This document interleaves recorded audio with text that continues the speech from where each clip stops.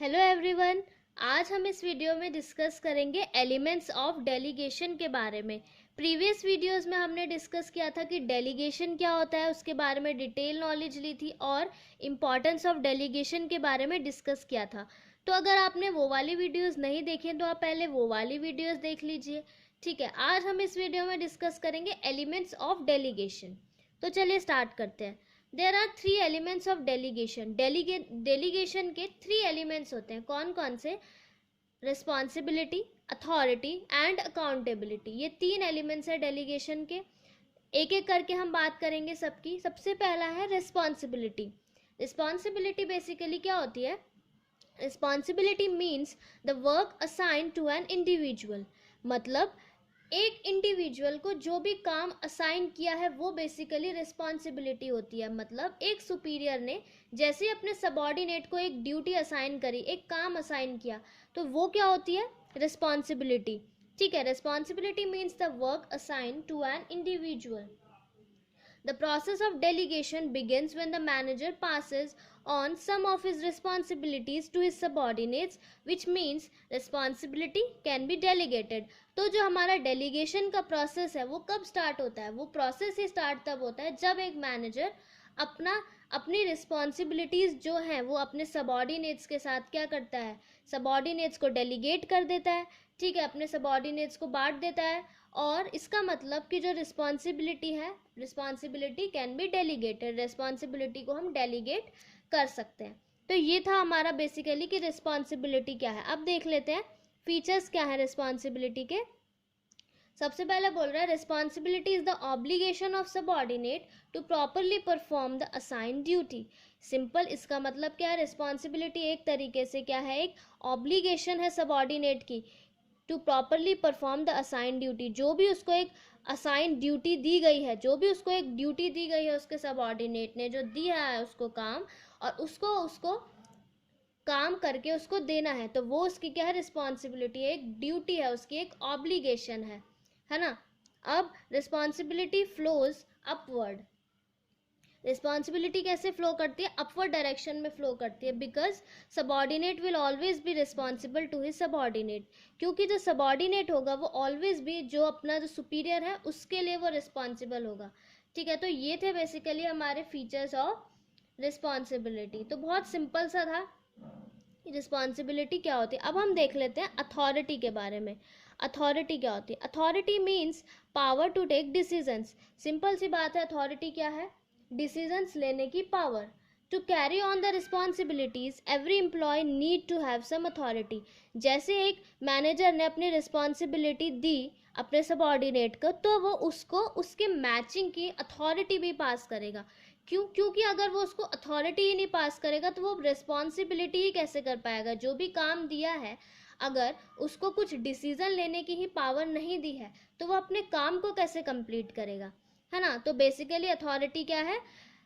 Power to take decisions. Manager shall not pass all the authority to their subordinates. जो managers होते हैं उनको अपनी जो सारी अथॉरिटी है वो अपने सबऑर्डिनेट्स को नहीं देनी चाहिए, बल्कि जो काम उन्होंने दिया है, जो मैचिंग अथॉरिटी उनको रिस्पॉन्सिबिलिटी से मैचिंग देनी चाहिए।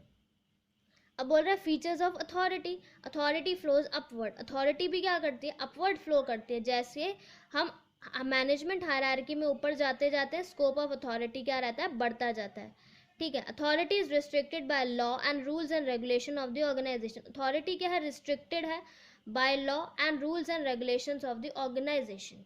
तो ये था हमारा अथॉरिटी। अब हम लास्ट देख लेते हैं हमारा कि अकाउंटेबिलिटी क्या होती है ना। Accountability to make sure that the subordinates perform the responsibilities in their expected manner, the accountability is created. ये देखने के लिए कि जो सबऑर्डिनेट्स हैं वो अपनी रिस्पॉन्सिबिलिटीज़ को एक्सपेक्टेड मैनर में, एक अपनी जो रिस्पॉन्सिबिलिटीज़ उनको दी हैं वो अपने काम को उसी तरीके से कर रहे हैं जिस तरीके से उनको दिया गया है, तो उसके लिए मैनेजर्स क्या कर देते हैं? अकाउंटेबिलिटी क्रिएट कर देते हैं। The accountability is created.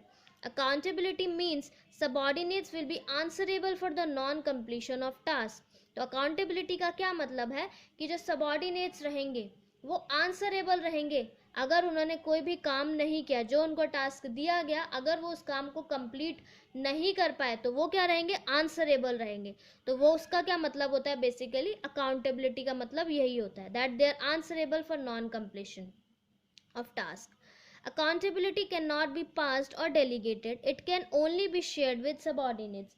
अब जो हमारी अकाउंटेबिलिटी है उसको हम सिर्फ शेयर कर सकते हैं अपने सबॉर्डिनेट्स के साथ, उसको हम पास या फिर डेलीगेट नहीं कर सकते।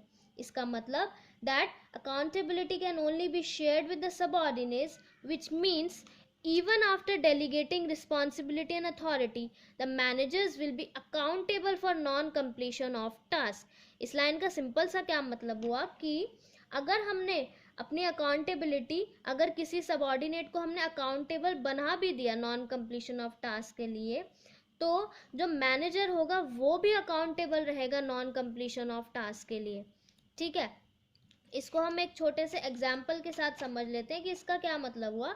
कि अगर मान लीजिए for example if the sales manager, अगर एक सेल्स मैनेजर को एक टारगेट दिया गया कि वो 1000 यूनिट्स प्रोड्यूस करेगा, टारगेट ऑफ सेलिंग सॉरी, उसका अगर उसको टारगेट दिया गया कि वो 1000 यूनिट्स सेल करेगा एक महीने के अंदर, और वो सेल्स मैनेजर क्या करता है, उस काम को डिवाइड कर देता है 5 सेल्समैन के अंदर जो उसके अंडर काम कर रहे हैं।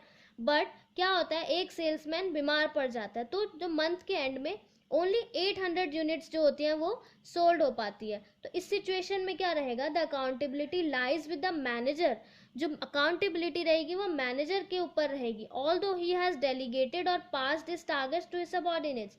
हालांकि उसने अपनी जो वो है, उसने जो काम है वो डेलीगेट किया हुआ है, टारगेट को डेलीगेट किया हुआ अपने सबऑर्डिनेट्स में, बट बाय पासिंग और delegating the responsibilities he can not get rid of accountability. अपनी रिस्पॉन्सिबिलिटीज को पास और डेलीगेट करने के बाद भी जो मैनेजर्स रहेगा वो अकाउंटेबल रहेगा। He should have checked in between, क्योंकि उसको बीच बीच में क्या करते रहना चाहिए, उसको सुपरवाइज करते रहना चाहिए टाइम टू टाइम वर्कर्स को, कि क्या वो राइट डायरेक्शन में जा रहे हैं, क्या वो अपना काम टाइमली कर रहे हैं। ठीक है, यही नेक्स्ट पॉइंट बोल रहा है, it enforce through regular feedback on the extent of work accomplished. Regular feedback लेते रहना चाहिए, रेगुलर जो मैनेजर्स है उसको टाइम टू टाइम चेक करते रहना चाहिए कि क्या जो भी काम उसने अपने सबऑर्डिनेट्स को दिया है क्या वो कर रहे हैं टाइमली। और लास्ट पॉइंट बोल रहा है, it flows upward that subordinates will be accountable to his superior. जो अकाउंटेबिलिटी है वो भी अपवर्ड फ्लो करती है, क्योंकि जो सबऑर्डिनेट्स रहेंगे वो अपने सुपीरियर के लिए अकाउंटेबल रहेंगे। तो ये था बेसिकली हमारे 3 elements of delegation. Thank you so much.